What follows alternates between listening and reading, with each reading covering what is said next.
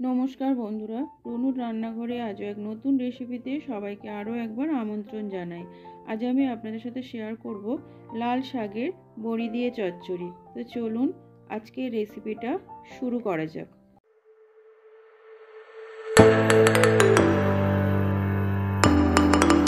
রেসিপিটি বানানোর জন্য এক আঁটি লাল শাক এইরকম ছোট ছোট করে কেটে ধুয়ে রেখেছি। আর নিয়েছি আলু, বেগুন ও মিষ্টি কুমড়ো। সমস্ত সবজিকেও আমি একটা চৌকো শেপ করে কেটে ধুয়ে রেখেছি। এখানে আমি 100 গ্রাম খেসারির ডালের বড়ি নিয়েছি। আপনারা চাইলে কিন্তু মসুর ডালের বড়ি দিয়েও রেসিপিটা বানাতে পারেন। এবার আমি উনুনে কড়া চাপিয়ে দিয়েছি, দিয়ে দিলাম 1 টেবিল স্পুন মতো তেল। আমি এখানে সাদা তেলের ব্যবহার করেছি, আপনারা চাইলে কিন্তু সর্ষের তেলেও রান্নাটা করতে পারেন। এবার আমি সমস্ত বড়িগুলোকে খুব ভালোভাবে লাল লাল করে ভেজে নেব।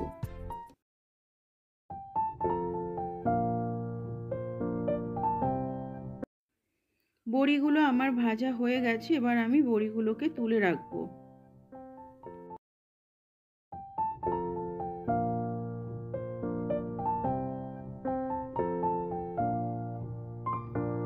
তুলে নেওয়ার পরে ওই কড়াতে আরও কিছু পরিমাণ তেল দিলাম। এবার তেলটা গরম হলে তার মধ্যে দিয়ে দেবো তেজপাতা ও 5 ফোড়ন। ফোড়ন থেকে একটা সুন্দর ভাজা গন্ধ বেরোলে আমি সবজিগুলোকে দিয়ে দেবো। দিয়ে দিলাম আলু,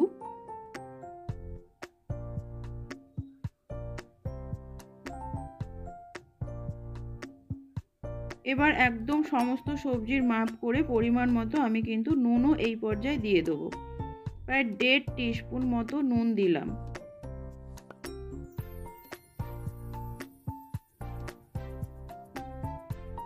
দিয়ে দেবো কুমড়ো,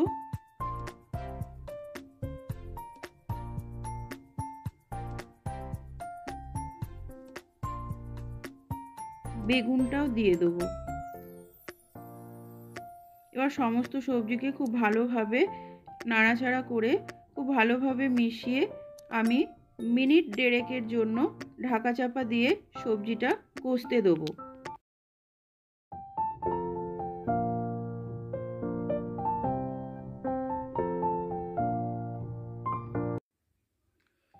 ফিরে এলাম 1.5 মিনিট পর। ঢাকনাটা খুলে এবার সমস্ত সবজিকে আরও একবার খুব ভালো করে নেড়ে দেবো, যাতে কোনোভাবেই নিচে না লেগে যায়। সবজিটাকে আমি খুব ভালোভাবে নেড়ে দিলাম। এবার এই পর্যায়ে আমি দিয়ে দিলাম হলুদ গুঁড়ো। হলুদটাকেও আমি কিন্তু সবজির সাথে খুব ভালো করে মিশিয়ে নেব।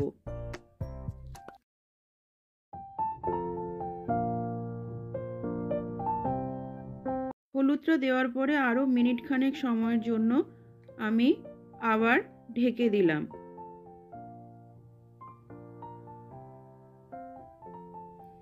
ঢাকনা খুলে আরও একবার সবজিটাকে খুব ভালোভাবে নাড়িয়ে দেবো, যাতে কোনোভাবেই নিচে না লেগে যায়। এইভাবে বারে বারে কিন্তু ঢাকনা খুলে সবজিটাকে নাড়িয়ে দিতে হবে। এবার আমি এই পর্যায়ে দিয়ে দেবো আদা বাটা। আমি প্রায় এখানে 1 টেবিল স্পুন মতো আদা বাটা যোগ করলাম। আদাটা দেওয়ার পরও আদাটাকে সবজির সাথে খুব ভালোভাবে মিশিয়ে নিলাম। আবারও আমি কিছু সময়ের জন্য ঢাকা চাপা দিয়ে দেবো, যাতে সমস্ত সবজির সাথে আদার গন্ধটা খুব ভালোভাবে চলে যায়।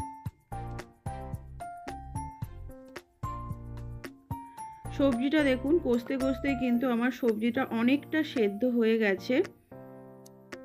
এই পর্যায়ে আমি এবার কিছু মশলা অ্যাড করব।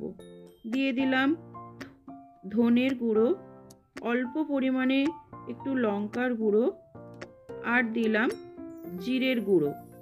সমস্ত কিছুকে সবজির সাথে খুব ভালোভাবে মিশিয়ে নিয়ে আমি এবার শাকগুলো দিয়ে দিলাম। শাক আর সবজিটাকে খুব ভালোভাবে আমি মিশিয়ে নেব মশলার সাথে।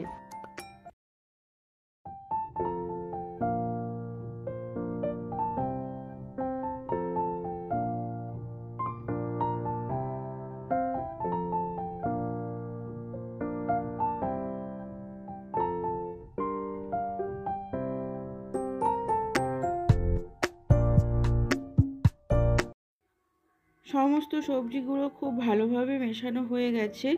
এবার আমি আরও মিনিট খানেকের জন্য সবজিগুলোকে ঢেকে দেবো।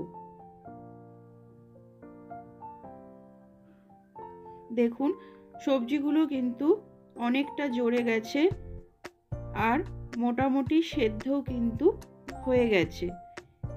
এই পর্যায়ে আমি হাফ টিস্পুন পরিমাণ চিনি যোগ করলাম। এই চচ্চড়িটা একটু মিষ্টি মিষ্টি ভালো লাগে।